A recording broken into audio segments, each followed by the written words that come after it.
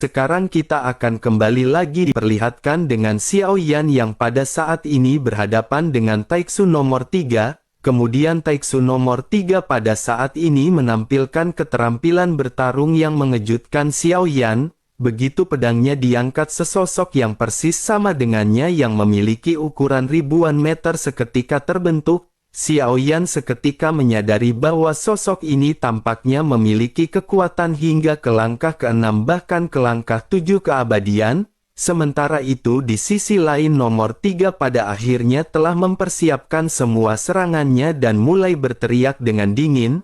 Sosoknya berkata bahwa tidak peduli dari mana Xiao Yan berasal atau bagaimana Xiao Yan menggunakan Void God Armor Taixu, karena nomor 3 akan mencari jiwa Xiao Yan setelah pertempuran ini. Begitu selesai berbicara di dalam kehampaan energi pedang seketika dilesatkan menuju ke arah Xiao Yan, ruang di sekitarnya juga terlihat terdistorsi, namun di tempat yang diciptakan oleh permaisuri ini meskipun tempat ini terdistorsi tetapi tempat ini masih stabil. Energi pedang ini pada akhirnya benar-benar dilesatkan ke arah Xiao Yan dengan momentum yang menakjubkan. Sementara itu di kejauhan Xiao Yan pada saat ini bisa merasakan adanya fluktuasi aura yang kuat. Banyak sosok juga bisa merasakan hal tersebut dan pada saat ini mata semua orang segera tertuju pada pertempuran Xiao Yan. Tentu saja permaisuri juga tidak pernah melepaskan pandangannya terhadap Xiao Yan dan pada saat ini masih terus melihat pertempuran Xiao Yan. Kekuatan keabadian yang terkandung dalam serangan nomor 3 ini telah mencapai tingkat intensitas yang ekstrim. Xiao Yan juga pada saat ini tidak mengelak dan Xiao Yan tetap memegang pedang berat misterius. Begitu energi pedang ini melesat, Xiao Yan juga segera melonjakkan api yang tidak terhitung jumlahnya. Api ini dalam sekejap mata segera bergerak dan mulai terkonsentrasi di lingkungan di sekitar Xiao Yan. Xiao Yan tidak memiliki niat untuk menelarikan diri. Tepatnya sejak Xiao Yan menghadapi Taixu nomor 3, Xiao Yan tidak pernah memiliki niat sedikit pun untuk melarikan diri. Xiao Yan berpikir Xiao Yan akan menghadapi musuh Taixu yang jauh lebih kuat di masa depan, meskipun pada saat ini nomor 3 lebih kuat daripada Xiao Yan dan memang sulit untuk menghadapinya, tetapi Xiao Yan harus benar-benar berusaha. Tidak peduli sekuat apapun orang-orang dari Taixu, Xiao Yan pada saat ini sama sekali tidak memiliki rasa takut. Pada akhirnya lengan Xiao Yan gemetar hebat dan sepertinya seluruh tubuh Xiao Yan berlumuran darah. 3 kristal merah di Void God Armor milik Xiao Yan pada saat ini segera mencurahkan kekuatan keabadiannya. Kekuatan keabadian ini menyembur keluar dengan gila-gilaan. Selain itu 40 miliar fondasi origin Qi Xiao Yan juga pada saat ini meledak di belakang Xiao Yan. Lautan bintang yang luas pada saat ini benar-benar mengejutkan banyak sosok. Zuchi juga pada saat ini tiba-tiba menyipitkan matanya melihat pemandangan ini. Sosoknya tanpa sadar bergumam bahwa ini adalah 10 miliar bintang di lautan bintang miliknya. Sesaat kemudian Zuchi tercengang dan bergumam sepertinya dirinya telah salah. Tampaknya ini lebih dari puluhan miliar bintang di lautan bintang miliknya. Zuchi tidak bisa menahan diri untuk tidak berseru melihat origin Qi yang dimiliki oleh Xiao Yan. Mereka yang dapat menembus puluhan miliar origin Qi merupakan legenda kuno yang sudah lagi tidak ada. Namun saat ini origin Qi Xiao Yan benar-benar melebihi puluhan miliar dan ini benar-benar mencengangkan. Luas dari lautan bintang Xiao Yan ini juga tidak lagi bisa digambarkan oleh Zuchi. Hal ini tampak terlihat spektakuler meskipun kekuatan Xiao Yan belum mencapai tingkat keabadian. Dengan sumber origin Qi puluhan miliar ini, jika Xiao Yan menerobos ke tingkat keabadian maka masa depan Xiao Yan akan cerah dan tidak terbatas. Zuchi pada saat ini benar-benar tercengang dan tidak menyangka dengan apa yang dimiliki oleh Xiao Yan. Namun meskipun begitu Zuchi menyadari bahwa pada saat ini serangan dari nomor 3 juga sangat kuat, akan cukup sulit bagi Xiao Yan jika dirinya harus berhadapan dengan serangan ini. Zuchi pun mengepalkan tangannya dan Zuchi pada saat ini kembali fokus pada pertempuran Xiao Yan. Sesaat kemudian pada saat ini Zuci melihat adanya tanda dewa jahat yang berkedip di antara alis Xiaoyan. Tiba-tiba aura kuat segera menyapu keluar dari tubuh Xiaoyan. Aura yang tiba-tiba terpancar di dalam tubuh Xiaoyan ini memiliki kekuatan yang meledak-ledak. Merasakan aura tersebut, wajah Zuci yang sebelumnya menenang pada saat ini tiba-tiba kembali menjadi kaku.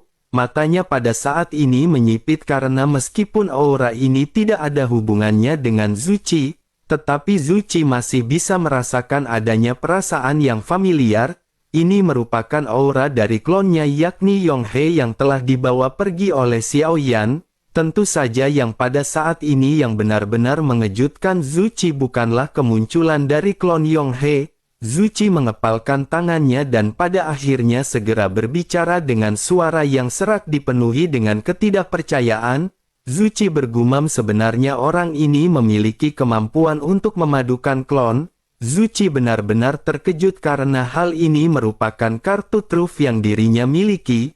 Dirinya tidak menyangka mengapa Xiaoyan juga bisa melakukan hal tersebut. Zuci pada akhirnya menggelengkan kepalanya dan bergumam bahwa ini benar-benar tidak mungkin. Xiaoyan ini belum menembus tingkat keabadian dan bahkan jika dirinya memiliki seni penggabungan klon, hal ini akan menjadi beban besar bagi Xiaoyan. Begitu Xiaoyan tidak bisa menahannya, maka klon akan kemungkinan besar melahirkan kecerdasannya sendiri. Hal itulah yang pada akhirnya akan menjadi bumerang bagi dirinya sendiri.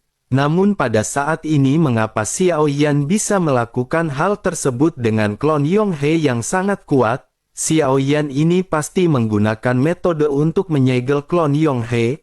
Namun meskipun begitu dirinya hanyalah seorang dogat, tanpa kekuatan keabadian yang kuat dan teknik penyegelan rahasia yang kuat, mustahil bagi seorang dogat untuk bisa melakukan hal ini. Zuci pada akhirnya kembali bertanya-tanya siapakah sosok Xiaoyan ini. Butiran keringat pada saat ini seketika mengembun di dahi Zuci dengan guncangan di hatinya. Zuci benar-benar tidak bisa tenang begitu dirinya memikirkan siapakah sosok Xiaoyan. Sementara itu di sisi lain Xiaoyan pada saat ini mengeluarkan raungan marah dengan pedang berat misterius Xiaoyan yang semakin panas. Lautan api yang belum pernah terjadi sebelumnya juga pada saat ini segera menyebar ke sekitar Xiaoyan. Tampaknya setelah kekuatan keabadian diintegrasikan ke dalam lautan api, kekuatan penghancur yang terkandung di dalamnya menjadi berkali-kali lebih kuat. Yang lebih aneh lagi pada saat ini dapat terlihat bahwa adanya 3 warna yang saling terkait di dalam gumpalan api. Hal ini berasal dari jantung api di tubuh Xiaoyan. Ini merupakan keajaiban asli yang dimiliki dari Sensi. Hal ini berbeda dengan api iblis atau api aneh dan api surgawi. Pada hakikat jantung api ini tidak bisa dibandingkan dengan 2 api sebelumnya. Selain dari 3 warna api yang terjalin di dalam lautan api, ada juga yang lebih menakutkan. Ini adalah guntur hitam yang berkedip-kedip di dalam lautan api. Guntur dan api adalah kekuatan yang paling ganas dan bahkan lebih luar biasa lagi dapat diintegrasikan ke dalamnya pada saat yang bersamaan. Pada akhirnya Xiaoyan pun menggertakkan gigi dan pada saat ini Xiaoyan menatap ke arah lesatan cahaya dari nomor 3. Xiaoyan lanjut tersenyum sebelum akhirnya Xiaoyan melesatkan beberapa lesatan pedang. Di dalam lautan api pada saat ini sinar cahaya dari nomor 3 benar-benar mendekati Xiaoyan. Pada akhirnya sinar cahaya ini berhantaman dengan beberapa lesatan pedang dari Xiaoyan. Terdengar suara teredam terus-menerus di dalam lautan api dan Xiaoyan terlihat dengan panik melambaikan pedang berat misterius miliknya. Masing-masing gerakan Xiaoyan ini memicu gelombang api dan guntur yang hebat dan fluktuasi yang mengerikan menyebar. Bahkan nomor 3 di kejauhan pada saat ini juga bisa merasakan adanya penindasan dari kekuatan Xiaoyan. Meskipun pedang Xiaoyan ini dilesatkan dengan cara yang brutal, tetapi kekuatannya juga benar-benar sangat menakjubkan. Di bawah serangan gila Xiaoyan ini, energi pedang dari nomor 3 benar-benar terselesaikan dan runtuh di hadapannya. Melihat hal ini nomor 3 pun merasa tidak percaya dan sosoknya pada saat ini menyipitkan matanya. Sosoknya bisa merasakan kekuatan yang dimiliki oleh Xiao Yan dan tanpa sadar bergumam, mungkinkah orang ini merupakan keabadian? Taiksu nomor 3 memandang Xiao Yan yang pada saat ini benar-benar telah mengalahkan energi pedang miliknya. Aliran kekuatan keabadian juga terus-menerus bertahan di sekitar tubuh Xiao Yan. Nomor 3 memiliki Void God Armor, oleh karena itu dirinya secara sekilas bisa merasakan kekuatan keabadian di dalam diri Xiao Yan. Sosoknya pada saat ini tidak menyangka bahwa Xiao Yan akan bisa menyembunyikan kekuatannya begitu dalam. Bersamaan dengan nomor 3 yang pada saat ini sedang berpikir, Xiao Yan yang telah mengalahkan energi pedangnya langsung melesat. Dengan memegang pedang berat misterius, Xiao Yan pada saat ini menyerang ke arah nomor 3 dengan sangat cepat. Nyala api di mata Xiao Yan dan kekuatan keabadian yang agung pada saat ini masih terus bertahan di sekitar Xiao Yan. Begitu pikiran Xiao Yan bergerak, dua kekuatan ini seketika langsung menyebar ke padang berat misterius. Xiao Yan pada saat ini menebaskan padang berat misterius dan menghadapi serangan Xiao Yan. Taiksu nomor pada saat ini sama sekali tidak berani mengabaikan Xiao Yan. Dirinya memang bisa merasakan tekanan dari serangan Xiao Yan yang sangat kuat. Pada saat ini barulah dirinya mengerti mengapa Xiao Yan selalu bertingkah seolah-olah dirinya tidak takut kepada Taiksu nomor 3. Taiksu nomor 3 pada akhirnya menggertakkan giginya dan pada saat ini segera berteriak ketika mengeluarkan teknik terlarang. Begitu sosoknya selesai berteriak, pada akhirnya energi perlahan memadat menjadi pedang emas selebar 3 jari. Bersamaan dengan hal tersebut energi menyebar dan area di sekitarnya langsung diselimuti dengan cahaya keemasan. Sosoknya lanjut berkata bahwa bahkan jika Xiao Yan merupakan keabadian, di dalam domain pedang dewa penekan kehampaan miliknya, tidak peduli seberapa kuat Xiao Yan, dirinya akan menghabisi Xiao Yan hari ini. Begitu selesai berbicara, nomor 3 pada akhirnya menggenggam erat pedang panjang emas miliknya dan menebaskannya ke arah Xiao Yan. Kekuatan yang tidak tertandingi dari keduanya pada akhirnya kembali bertabrakan dengan sengit. Kekuatan keabadian yang kuat meledak seperti kilat dan suara gemuruh terus bergemak di antara keduanya. Tubuh kedua orang ini terpental satu sama lain di bawah kekuatan kekerasan yang mereka miliki. Namun pada saat berikutnya tubuh mereka kembali bertabrakan seperti meteorit. Setelah kedua belah pihak bertabrakan puluhan kali, gerakan nomor 3 pada saat ini menjadi semakin tajam. Sosoknya juga tidak lagi mengeluarkan perkataan dan benar-benar tampak terlihat serius. Setelah ratusan pertukaran dalam waktu singkat, pada akhirnya nomor 3 pada saat ini sedikit mundur dan terus-menerus mengayunkan pedang dewa penekan kehampaan miliknya. Semakin banyak energi pedang yang terkondensasi di bidang pedang emas miliknya dan setelah berapa saat, begitu energi pedang ini terkondensasi, sosoknya segera melesatkan energi tersebut ke arah Xiao Yan. Energi pedang ini mengandung kekuatan yang besar tetapi Xiao Yan tampak tidak menghindarinya.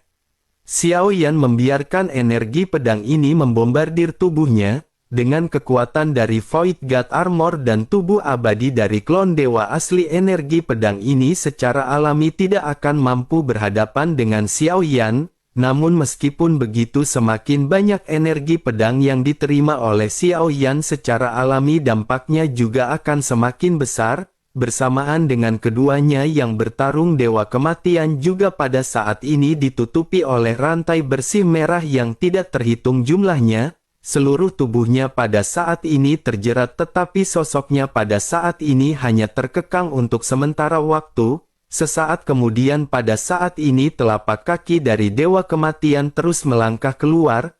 Rantai besi merah yang terjerat juga pecah satu demi satu dan tidak bisa menahan kekuatan dari dewa kematian. Dewa kematian pada saat ini tidak memperhatikan dan tidak mempedulikan rantai besi merah yang telah mengekangnya. Sosoknya pada saat ini terus melesat dan melambaikan pedang perunggu untuk menghabisi semua orang dari Taiksu. Tiba-tiba semua orang dari Taiksu juga menjadi ketakutan terhadap dewa kematian. Kemanapun Dewa Kematian melintas, orang-orang dari Taiksu semuanya benar-benar akan mati. Dewa Kematian pada saat ini telah menghabisi sekitar 324 sosok dan masih terus bergegas. Melihat hal ini, sosok nomor 2 di kejauhan juga menyipitkan matanya. Sosoknya lanjut bergumam ketika bertanya siapakah orang ini. Bahkan rantai dari Dewa Taiksu benar-benar tidak bisa menjebak sosok tersebut. Karena satu Dewa Taiksu tidak bisa menjebaknya, maka mereka harus mengirimkan 10 Dewa Taiksu. Ekspresi di wajah dari nomor 2 pada saat ini terlihat menjadi semakin jelek. Selain itu, yang terpenting pada saat ini adalah pertempuran di antar nomor 3 yang seharusnya bisa langsung diselesaikan.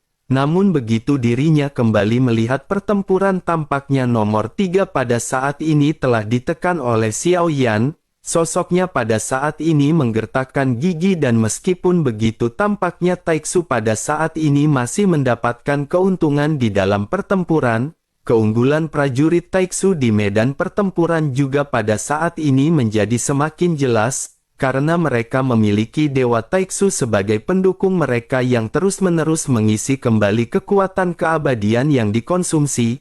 Hal ini membuat pasukan permaisuri secara bertahap menjadi lemah. Sulit untuk menghabisi orang-orang Taiksu yang mengenakan Void God Armor, dan perang yang berkepanjangan ini jelas sangat merugikan orang-orang dari permaisuri. Meskipun pada saat ini masih ada orang-orang yang datang dari kejauhan dan telah bergabung di dalam pertempuran, orang-orang Taiksu pada saat ini tampaknya tidak perlu terlalu khawatir. Sementara itu di belakang nomor 2 pada saat ini sosok nomor 4 mulai membuka mulutnya. Sosoknya berkata bahwa menurutnya di dalam pertempuran ini seharusnya mereka tidak membatasi sumber daya. Selain itu, jika mereka menghabisi permaisuri, menurutnya pertempuran ini akan segera diselesaikan. Tanpa adanya tulang punggung orang-orang ini hanyalah bawahan dari permaisuri. Permaisuri merupakan keyakinan mereka dan mereka akan bisa menyelesaikan perang ini setelah telah menghabisi keyakinan mereka. Nomor 2 pada saat ini tiba-tiba mengangkat kepalanya menatap ke arah permaisuri yang masih terlihat duduk santai. Permaisuri pada saat ini masih memiliki ekspresi yang tenang. Dari ekspresinya, dirinya sepertinya merasa bahwa perang ini pasti akan bisa mereka menangkan. Ekspresi dari permaisuri ini juga secara tidak langsung benar-benar merupakan ejekan bagi orang-orang dari Taiksu. Nomor 2 pada akhirnya menggertakkan giginya sebelum akhirnya bertanya kepada nomor 4. Nomor 2 bertanya apakah dirinya pada saat ini memiliki sebuah ide. Nomor 4 pun menjelaskan bahwa mereka pada saat ini bisa membiarkan 100 Dewa Taiksu menggunakan sinar penghancur pada saat yang bersamaan. Dengan kekuatan ini bahkan meskipun ada permaisuri, mereka semua akan hancur menjadi abu.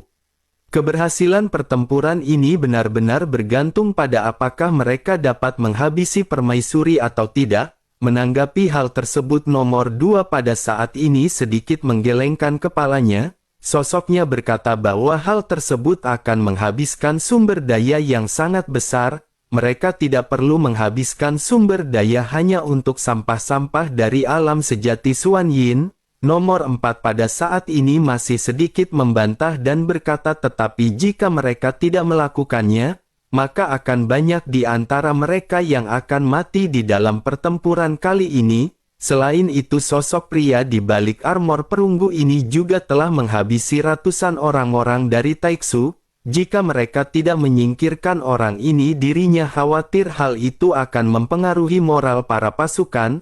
Menanggapi hal tersebut, nomor 2 seketika menoleh ke arah nomor 4. Sosoknya lanjut berkata jika begitu permasalahannya maka sebaiknya nomor 4 mengambil tindakan untuk menyelesaikannya. Nomor 4 seketika tercengang mendengar apa yang dikatakan oleh nomor 2. Nomor 4 secara alami melihat nomor 11 yang langsung dimusnahkan oleh Dewa Kematian. Bahkan pada saat sebelumnya rantai besi dari Dewa Taiksu juga tidak bisa menjebaknya sama sekali.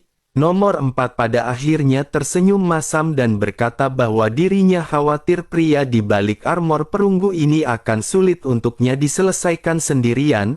Kekuatan yang dirinya tunjukkan setidaknya adalah kekuatan orang kuat keabadian di tingkat langkah ke-8, bahkan dengan Void God Armor generasi ketiga dirinya sepertinya tidak akan bisa bersaing dengan sosok tersebut. Nomor 2 pada saat ini menyipitkan matanya dan segera kembali berbicara dengan serius. Sosoknya sedikit berteriak ketika berkata bahwa jika nomor 4 takut, bagaimana dirinya bisa mengambil tanggung jawab untuk mempersatukan prajurit. Nomor 2 bisa memberinya sumber daya untuk menghabisi sosok tersebut dengan segala cara. Mendengar gentakan tersebut wajah nomor 4 pada saat ini terlihat pucat. Dirinya tampaknya tidak memiliki kepercayaan diri untuk bisa mengalahkan Dewa Kematian, tetapi meskipun begitu nomor 2 telah menurunkan perintah kepadanya, sebagai bawahan perintah harus dipatuhi dan sosoknya hanya bisa melakukan apa yang diperintahkan.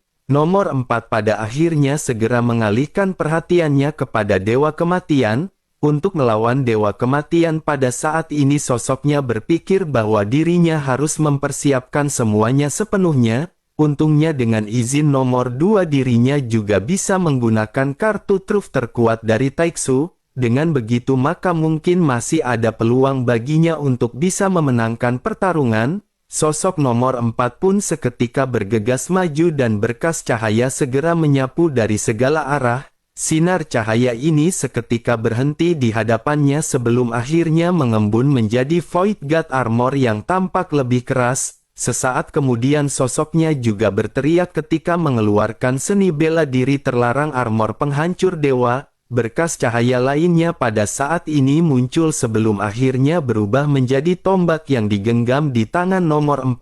Seluruh tubuhnya juga pada saat ini bersinar dengan cahaya dan sekilas terlihat jelas bahwa dirinya benar-benar tampak terlihat kuat. Sementara itu di sisi lain Dewa Kematian pada saat ini masih terus-menerus menjatuhkan pedang perunggunya untuk menghabisi banyak sosok dari Taiksu. Xiao Yan juga pada saat ini masih terjerat dengan Taiksu nomor 3. Prajurit-prajurit Taiksu yang terbunuh dan Void God Armor yang ditelantarkan juga pada saat ini telah ditarik oleh Dewa Taiksu, tanpa disadari oleh Xiao Yan pada saat ini segera setelah Void God Armor yang dipulihkan memasuki Dewa Taiksu, sosok lainnya pada akhirnya muncul keluar dari Dewa Taiksu. Angka di lengannya juga adalah angka dari sosok yang baru saja dihabisi oleh Dewa Kematian. Terkecuali Void Armor yang telah direnggut oleh Xiao Yan tampaknya selama Void God Armor ini diambil alih kembali oleh Dewa Taiksu. Maka mereka tampak akan seperti dibangkitkan dan muncul kembali sebelum akhirnya bergabung kembali dalam pertempuran. Dengan begitu maka pada pertempuran ini meskipun tentara dari Permaisuri cukup banyak, dan dengan kondisi seperti ini mereka semakin lama tentu saja akan semakin kelelahan. Hal ini juga sesungguhnya bisa dirasakan oleh para prajurit Permaisuri di dalam pertempuran. Setelah pertempuran memakan waktu yang lama mereka pada saat ini menyadari sesuatu. Tampaknya jumlah dari orang-orang Taiksu setelah mereka bantai pada saat ini tampak tidak berkurang ataupun bertambah. Mereka pada akhirnya merasakan perasaan frustasi di dalam pertempuran karena prajurit Taiksu ini benar-benar tidak pernah berkurang. Permaisuri juga secara alami mengamati pemandangan aneh yang terjadi di medan pertempuran. Permaisuri pada akhirnya melihat ke arah sosok raksasa yang berada di langit. Permaisuri melihat bahwa akan selalu ada prajurit yang pada saat ini keluar dari sosok besar tersebut. Melihat hal ini Permaisuri pada akhirnya tampak memiliki kekhawatiran di wajahnya. Namun meskipun begitu Permaisuri juga pada saat ini menyadari bahwa di kedua belah pihak pada saat ini keduanya masih belum menggunakan kartu truf mereka masing-masing. Bersamaan dengan hal tersebut pada saat ini di samping tanduk naga sosok tubuh segera muncul. Sosok tersebut menangkupkan tangannya ketika menyapa Permaisuri. Sosok tersebut lanjut berkata bahwa semuanya sudah siap. Permaisuri bisa menutup jaring kapan saja. Permaisuri pada akhirnya bertanya apakah mereka yakin semua orang Taiksu telah tiba di tempat ini. Sosok yang ternyata adalah Jiang Xiang yang pada saat ini mengangguk dan kembali menjawab, Jiang Xiang yang berkata bahwa berdasarkan informasi yang mereka terima semua orang Taiksu telah sampai. Permaisuri pun mengangguk ringan ketika mendengar perkataan ini, tetapi permaisuri tampaknya tidak berniat untuk melakukan apa yang disebut dengan penutup jaring. Jiang Xiang yang pun kembali bertanya kapankah permaisuri akan menutup jaring. Permaisuri berkata dengan ringan bahwa mereka pada saat ini tidak perlu terlalu terburu-buru. Pertempuran ini dipersiapkan untuknya dan terserah padanya untuk memutuskan kapan pertempuran ini akan berakhir. Jiang Xiang yang seketika tertegun dan seketika menatap ke arah yang dimaksud oleh permaisuri. Sosoknya melihat Xiao Yan yang pada saat ini bertempur dengan Taiksu nomor 3. Jiang Xiang yang dengan heran segera bertanya mengapa mereka harus membiarkan Xiao Yan yang memutuskan. Bukankah ini akan sedikit gegabah? Pertempuran telah memakan banyak korban dan jika terus ditunda, maka akan ada lebih banyak korban dan mengapa Xiao Yan harus memutuskan hal ini? Permaisuri masih dengan ringan segera berkata bahwa perang ini diperjuangkan untuk Xiao Yan. Jiang Xiang yang pada saat ini menjadi semakin bingung dengan perkataan permaisuri. Sementara itu permaisuri pada saat ini segera bertanya dengan lembut apakah menurut Jiang Xiang yang menghancurkan Taiksu saja akan mengakhiri segalanya. Jiang Xiang yang sedikit merenung dan sosoknya pada saat ini tampak terlihat tidak mengetahui banyak hal. Jiang Xiang yang segera berkata bahwa orang-orang Taiksu ini telah merebut sumber daya dunia sejati Xuan Yin dalam ratusan ribu tahun terakhir. Semakin sedikit orang kuat keabadian yang muncul di dunia sejati Xuan Yin. Hal ini dikarenakan oleh orang-orang Taiksu. Namun Jiang Xiang yang pada saat ini benar-benar tidak tahu apakah hubungannya semua ini dengan Xiao Yan. Permaisuri pada saat ini sedikit tersenyum dan berkata bahwa setelah menghancurkan kelompok Taiksu ini, lebih banyak Taiksu akan segera datang. Mereka akan menjadi lebih kuat pada saat itu dan jika mereka bisa memblokir orang-orang Taiksu kali ini, apakah menurut Jiang Xiang yang mereka akan bisa memblokir orang-orang Taiksu untuk kedua kalinya? Jiang Xiang yang pada saat ini hanya bisa terdiam mendengar apa yang dikatakan oleh permaisuri.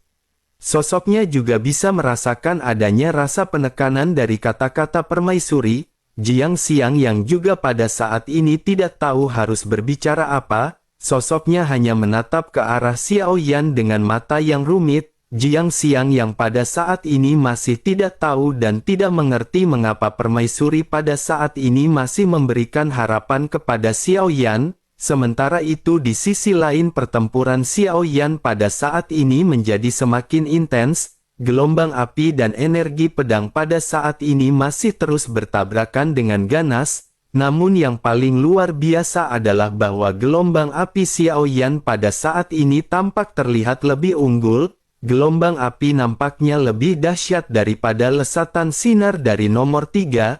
Sosok Taiksu nomor 3 juga pada saat ini terkejut dan bertanya-tanya bagaimana mungkin ini bisa terjadi. Kekuatan Xiao Yan ini tampaknya telah berada di tingkat langkah ke-6 keabadian. Sementara itu di sisi lain Xiao Yan pada saat ini tampak benar-benar dipenuhi dengan kegilaan di dalam pertempuran. Kegilaan di mata Xiao Yan ini sepertinya karena Xiao Yan telah kehilangan akal sehatnya. Ini pasti merupakan reaksi balik yang disebabkan oleh perpaduan klon Yonghe yang tidak dapat ditanggung oleh Xiao Yan. Tetapi meskipun begitu kegilaan ini juga telah meningkatkan kekuatan tempur Xiao Yan beberapa tingkat. Dengan tubuh keabadian dari klon dewa asli dan kekuatan yang dimiliki oleh klon Yonghe, kekuatan tempur Xiao Yan pada saat ini telah mencapai tingkat yang belum pernah terjadi sebelumnya. Xiao Yan pada saat ini tidak bisa mengendalikan kesadarannya dan Xiao Yan bertarung sepenuhnya berdasarkan naluri. Tidak ada trik mewah yang pada saat ini ditampilkan oleh Xiao Yan, tetapi meskipun begitu Taiksu nomor 3 pada saat ini tampaknya hanya bisa terus-menerus bertahan menghadapi serangan Xiao Yan. Taiksu nomor 3 pun menggertakkan giginya sebelum akhirnya menyipitkan matanya.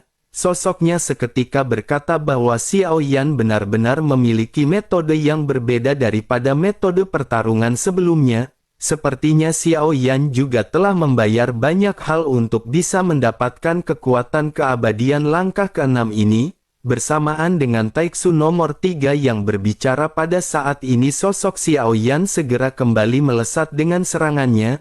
Xiao Yan memukul dadanya dengan keras dan nomor 3 seketika bereaksi dengan cepat. Taiksu nomor 3 menutup dadanya dengan lengannya dan Void God Armor langsung berubah menjadi perisai untuk memblokir pukulan Xiao Yan.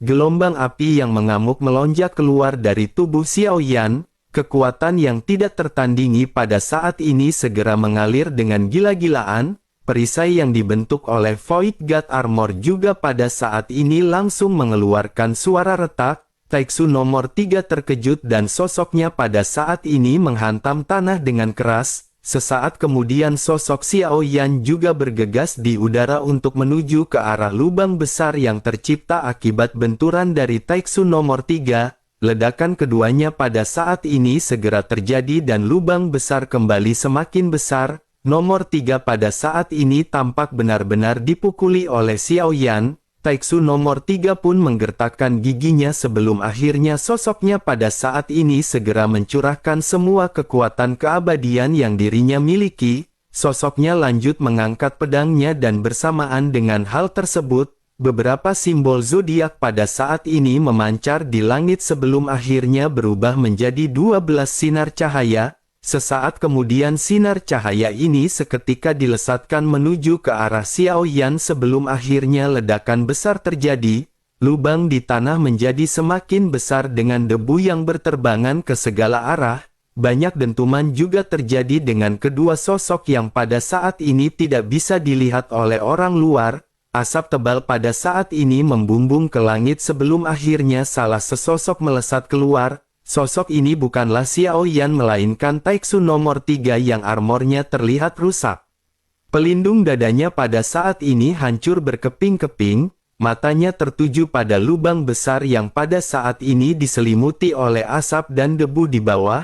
Pada saat yang sama 12 cahaya keemasan juga pada saat ini dilesatkan kembali ke arah lubang raksasa. Terdengar suara menderu dan pecah serta lapisan asap dan debu semakin tebal. Taiksu nomor 3 pun berkata dengan dingin bahwa dirinya tidak percaya Xiao Yan masih akan bisa selamat dari serangan ini. Bahkan meskipun pedang Dewa 12 simbol ini tidak akan membunuh Xiao Yan, pedang itu pasti akan menyegel Xiao Yan. Tubuh orang ini benar-benar sangat kuat dan hal yang paling luar biasa adalah bahwa dirinya benar-benar telah menyembunyikan kekuatannya. Dengan tubuhnya yang sangat kuat dan kekuatan keabadian langkah ke-6 akan sangat sulit bagi nomor 3 untuk menghabisinya. Begitu selesai berbicara pada saat ini sosoknya berniat untuk mundur. Taiksu nomor 3 pada saat ini sama sekali tidak peduli apakah Xiao Yan pada saat ini masih hidup atau telah mati. Yang terpenting baginya pada saat ini adalah kembali mengisi kekuatan keabadian yang dirinya miliki. Sayap logam pada akhirnya segera muncul di belakang punggungnya dan sosoknya bersiap untuk langsung pergi. Namun begitu nomor 3 hendak berbalik, tiba-tiba perasaan krisis hidup dan mati yang kuat segera menyelimuti dirinya. Ledakan juga seketika terjadi dengan api dan guntur yang pada saat ini terjalin yang membombardir ke arah sayap miliknya. Sayapnya seketika diblokir di hadapan tubuhnya. Nyala api dan guntur yang kuat pada saat ini langsung menghancurkan pertahanan sayap dari nomor 3. Nyala api juga langsung menyelimuti nomor 3 dan serangan berat pada saat ini menghantam dadanya yang naik turun. Tonjolan yang menonjol di dadanya pada saat ini terlihat penyok akibat benturan. Pelindung dadanya yang telah hancur pada saat ini menjadi semakin rusak dan sosoknya terlempar mundur. Taiksu nomor 3 memuntahkan seteguk darah sambil menatap ke arah sosok yang ternyata adalah Xiao Yan. Taiksu nomor 3 pada akhirnya melotot dan bergumam bahwa ini benar-benar mustahil. Dirinya telah menekannya dengan tangannya sendiri dan bahkan jika Xiao Yan bisa terlepas, tidak mungkin bagi Xiao Yan untuk bisa muncul di belakangnya dalam sekejap dan tidak terdeteksi. Taiksu nomor 3 pada akhirnya kembali menghantam lubang yang pada saat sebelumnya diciptakan oleh dirinya. pada saat ini Void God Armor di tubuhnya juga tampaknya benar-benar telah mengeluarkan kemampuan maksimalnya. Begitu dirinya menstabilkan tubuhnya pada saat ini banyak spekulasi yang melonjak di wajahnya. Setelah beberapa saat tampaknya Taiksu nomor 3 mulai menyadari sesuatu. Taiksu nomor 3 pun bergumam ternyata yang baru saja dirinya segel adalah klon dari orang ini. Tidak mengherankan bahwa pada akhirnya orang ini masih bisa melesat dengan cepat untuk menyerang ke arah Taiksu nomor 3. Bersamaan dengan sosoknya yang berpikir Xiao Yan pada saat ini telah langsung melesat dan berada di hadapan Taiksu nomor 3. Tanpa banyak bacot lagi api hitam muncul di kelima jarinya dan kekuatan yang menghancurkan segera dihantam ke kepala sosok tersebut. Void God Armor yang melindungi kepalanya seketika hancur dan wajah di balik baju besi mulai terungkap. Xiao Yan pada saat ini tidak berniat untuk menghabisinya secara langsung,